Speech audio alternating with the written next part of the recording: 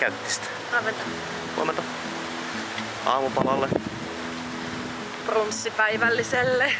Kyllä, kello on jotain 1 jälkeen. About 1 joo. Hirveen nälkä vatsakurmiin. Jees. Katsotaan saanko me tehtyä videoblogia 3. osa tälle reissulle. Wow. Seksi. Wow.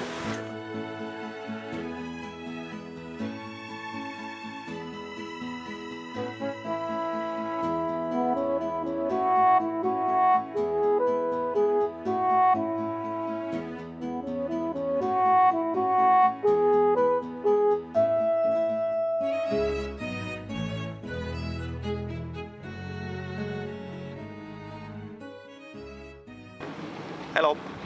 Hi. Lähdön hetki on lähellä. Joo, toka vikapäivä. Ilta. Kyllä. Ilta, koska nyt on ilta. Kyllä. Muun muassa videoblogi 3. kappale. Onks tukka hyvin? Näkyykö kello? Okei.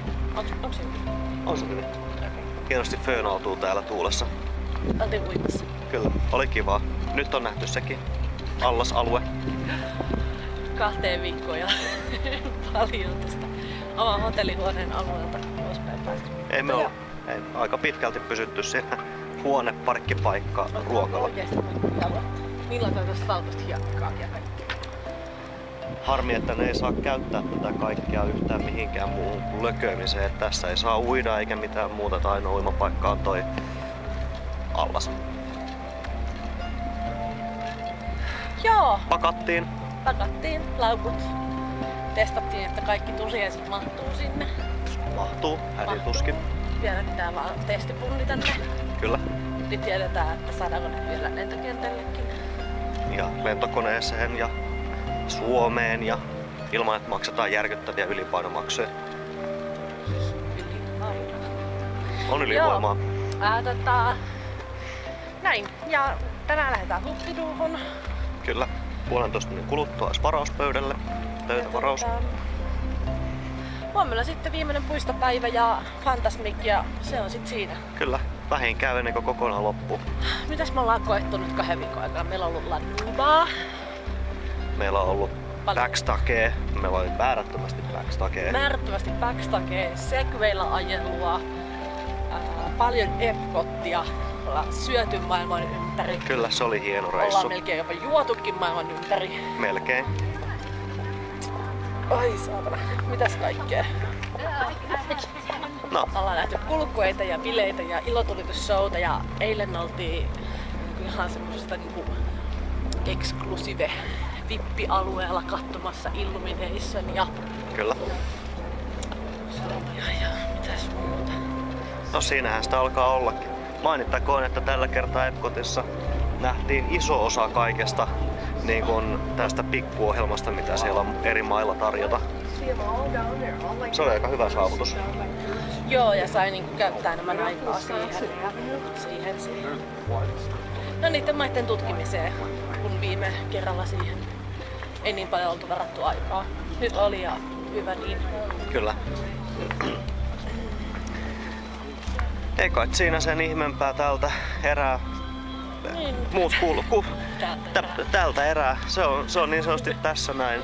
2 viikkoa meni tosi nopeasti. Kyllä. Melkein tulee mieleen, että pitäisikö tehdä skaalata halvemmaksi ja olla 3 viikkoa. Järkyttävää.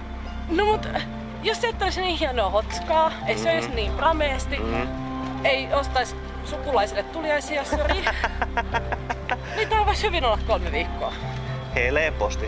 Ei siitä jäisi kiinni. Seuraavaksi pitäisi vaan ostaa myös niitä puistolippuja ja kaikkea muuta semmoista. Annual no siihen se menisi seuraavaksi.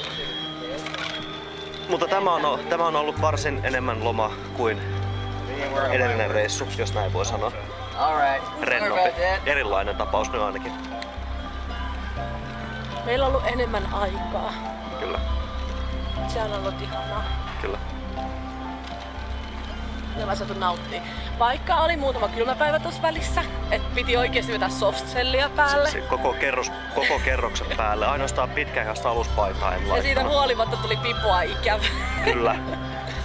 Ja hanskoja. Oli oikeesti kylmätkin päivät, mutta nyt sitten tänään on jo tosi lämmin, kuten näkyy, että täällä teepaidat ja ilmapuvut päällä pystyy käymään. Mutta